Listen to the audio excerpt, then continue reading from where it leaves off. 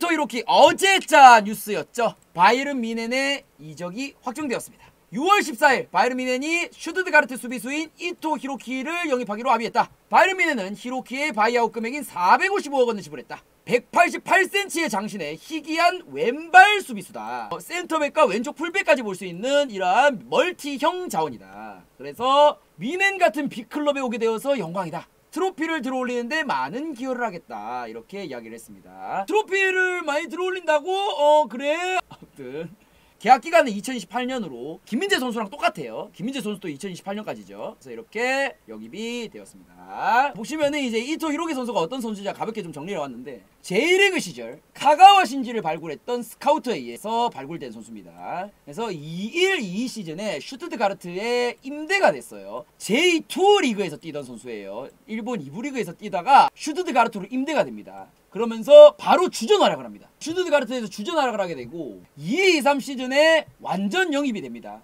그때 당시에 이적료가 5억에서 6억이었어요. 엄청 싸죠. 그리고 주로 좌측 센터백으로 활약하게 되고요. 23-24 시즌에는 왼쪽 풀백까지 보기 시작을 합니다. 그래서 슈투트가르트에서 뛰던 3시즌 동안에 87경기를 출전하면서 2골 4도움을 기록을 했다. 수비수 치고는 나쁘지 않죠. 자, 그래서 보시면은 좀 지저분한데 슈투트가르트가 전 시즌에 2위를 기록을 했죠. 이토 히로키도 슈투트가르트 2위에 굉장히 또 많은 도움을 줬다 보시면 될 것 같고, 보시면은 오른쪽 눈썹에 백반증이 있어요. 그래가지고 저도 처음에 얼굴을 봤을 때 되게 좀 이게 왜 이러지라는 생각이 들었었는데, 이게 백반증이라고 흰색 반점 같은 게 생기는 희귀질환이라고 해요. 생명에 지장은 없는데 미용적으로 별로 안 좋다라는 그런 질병? 뭐 어쨌든 뭐 그런 거라고 합니다. 그리고 히로키 선수가 약간 인상이 좀 무섭게 생겼다라는 그런 또 댓글들이 좀 많더라고요. 다크서클도 좀 있고 눈매가 약간 좀 고양이상? 약간 눈매도 그렇고 그래가지고 좀 그런 것 때문에 좀 무섭게 생겼다라고 얘기하시는 분들이 많이 계시더라고요. 외적으로는 뭐 이 정도면은 뭐 나쁘지 않죠. 나쁘지 않은데 뭐 그런 얘기들이 좀 있더라고요. 자, 아무튼 자, 그래서 로또 맞은 슈투트가르트 히로키 영입 당시에 이적료가 6억이었어요. 근데 3년 후에 바이에른 뮌헨에게 440억에 판매하게 됐다. 이거 대략 70배 이득을 봤다. 꽁돈 완전히 챙겼다. 엄청난 거죠. 이런 주식이 있으면은 참. 아무튼 J리그2 소속이었던 히로키의 영입 도박이 슈투트가르트는 대성공을 이뤘고, 일본 2부 리그에서 독일 1부 리그 팀이 오자마자 주전 자리를 꿰찼던 이 히로키의 재능 역시 뛰어나다라고 볼 수가 있겠죠. 그리고 히로키를 영입했던 그 스카우터의 선견 지명도 굉장히 좋았다라고 얘기할 수 있겠죠. 엄청난 영입이죠, 이거는. 아무튼 이 히로키 선수 같은 경우에 이제 어떤 유형의 선수냐, 다양한 전술적인 활용도가 있다. 센터백부터 왼쪽 풀백, 그리고 3백 스토퍼 자리까지도 소화 가능한 멀티 자원이고요. 뛰어난 빌드업 능력을 가지고 있다. 그래서 작년에 패스 성공률이 90.1%, 준수한 패스력과 후방 빌드업 능력이 뛰어나다. 그래서 콤파니 감독이 좋아할 만한 유형의 선수. 좋은 피지컬과 킥력을 가지고 있다. 188cm, 84kg의 괜찮은 피지컬을 가지고 있고, 풀백 시절에 뛰어난 왼발 크로스 퀄리티까지 가지고 있다. 왼발 퀄리티가 좋다. 그래서 바이에른 뮌헨의 벤 화이트가 될 것으로 기대하고 있다. 벤 화이트도 되게 비슷한 유형이거든요. 빌드업 잘하고, 그리고 패스 능력 나쁘지 않고, 위치 선정으로 수비를 한단 말이에요, 벤 화이트도. 근데 이토 히로키도 위치 선정으로 수비를 하거든요. 그래서 되게 비슷한 유형의 선수입니다. 그러다 보니까 아르테다 볼에서는 벤 화이트, 콤파니 볼에서는 이토 히로키를 좀 선택을 한 것으로 보여요. 자, 그래서 이토 히로키 좌측 수비 어디든 소화가 가능합니다. 여기 보시면은 좌측 센터백 자리 일반적으로 여기부터 시작을 해서 좌측 풀백 자리, 그리고 3백으로 나왔을 때 스토퍼 역할까지 할 수 있는, 좌측 수비 안정 어느 포지션이든 간에 뛸 수 있는 현대식 수비수로 전술상의 이로움을 가져올 수 있는 그런 선수다 라고 보시면 될 것 같고, 이제 히로키 선수가 이제 이적을 했잖아요, 뮌헨에. 지금 현재 뮌헨의 수비 상태는 포화 상태입니다. 지금 보시면은 센터백으로 뛸 수 있는 선수만 5명이다. 더리우트, 김민재, 우파메카노, 스타니시치, 에릭 다이어까지 5명이나 있다. 너무 많다. 근데 여기에 히로키까지 6명이 되었다. 그래서 이토 히로키를 데려왔다라는 것은 결국에는 기존 수비 자원을 내치겠다는 뜻으로 풀이가 된다. 그렇죠. 수비 자원이 6명이나 있는데 내칠 사람은 내치겠죠. 결국에는 콤파니 감독의 전술이 가장 중요합니다. 이 전술이랑 맞는 수비수들이 살아남게 되겠죠. 콤파니의 경우에는 현대식 축구인 과르디올라즘의 영향을 받아서 점유와 빌드업 중심의 전술을 선호하거든요.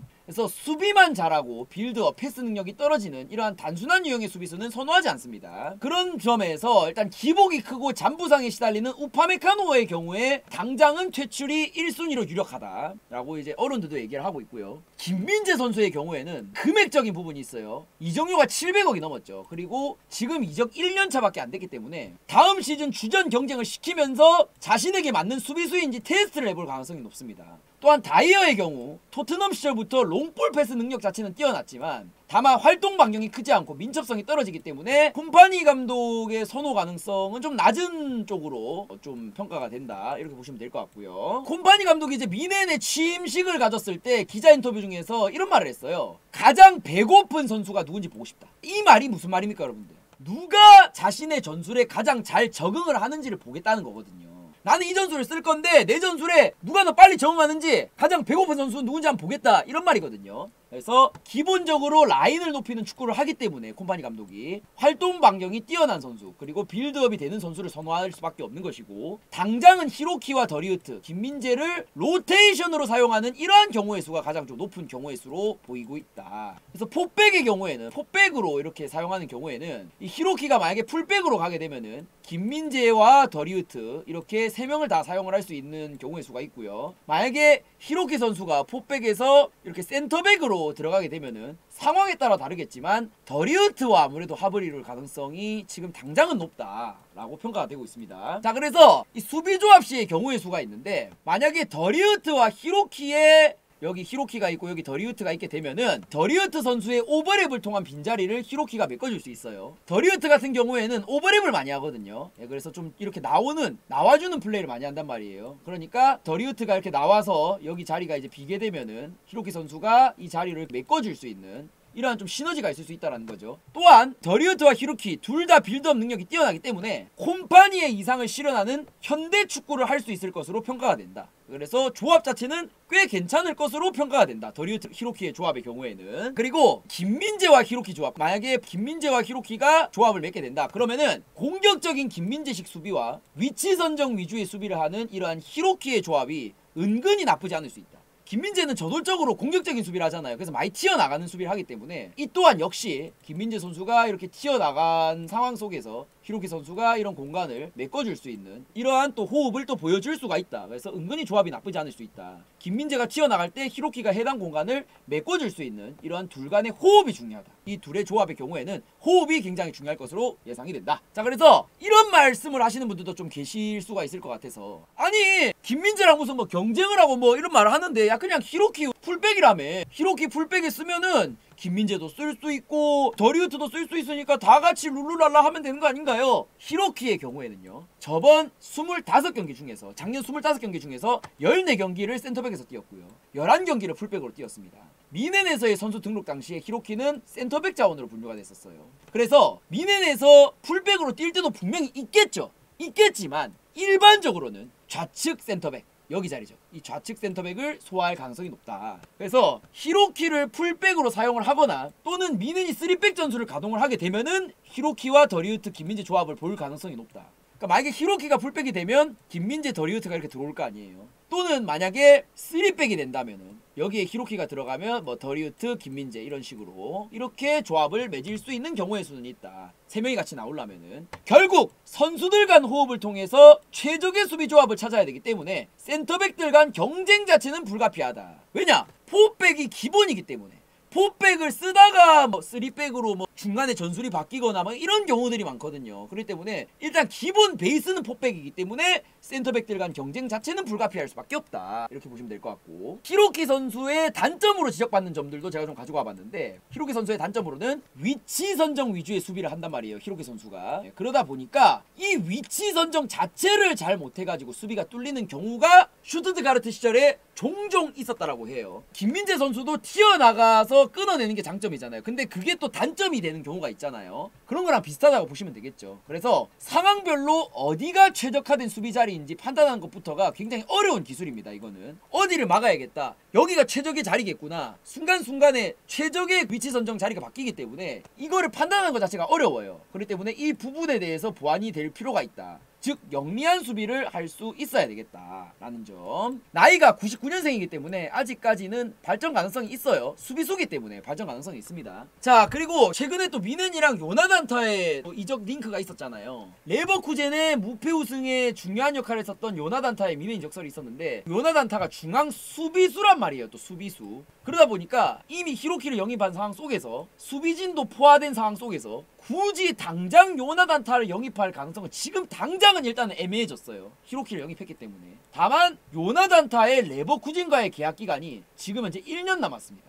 그렇기 때문에 상황을 좀 더 지켜볼 필요는 있다. 아주 이적 가능성이 없는 것은 아니다. 그런데 만약에 요나단타가 이번 여름 이적 시장에 미넨 영입하게 되면은 김민재 선수의 입지는 매우 위험할 수 있습니다. 만약에 요나단타마저 오잖아요, 바이에른 미넨에. 그러면은 김민재 선수는 솔직히 임대 이적이나 이런 걸 하는 게 나을 수도 있어요. 입지가 굉장히 불안해지게 됩니다. 일단 당장은 영입 안 할 가능성이 더 높기는 해요. 하지만 계약 기간이 1년 남은 상황이기 때문에 끝까지 지켜볼 필요는 있다. 이런 말씀을 드리는 것이고, 떠도는 김민재 선수의 방출설. 최근에 김민재 방출설이라고 해가지고 이런 얘기들이 엄청나게 많았어요. 진짜로 너무너무 많았어요. 한 시즌 못했다고 해서 김민재 선수 뭐 미넨이 방출하겠다 이런 얘기들이 되게 많았어요. 막 실력이 없다, 형편없는 선수다, 막 이런 댓글들이 굉장히 많았었고, 독일 언론에서도 계속 김민재 방출설을 보도를 했었거든요. 일단은 결론만 말씀드리면 가능성 자체는 낮습니다. 왜 그러냐 하면 현실적으로 700억을 넘게 투자한 수비수를 계약 기간이 4년이나 남은 상태에서 한 시즌밖에 안 뛴 선수를 굳이 방출하는 빅클럽은 없어요. 일단.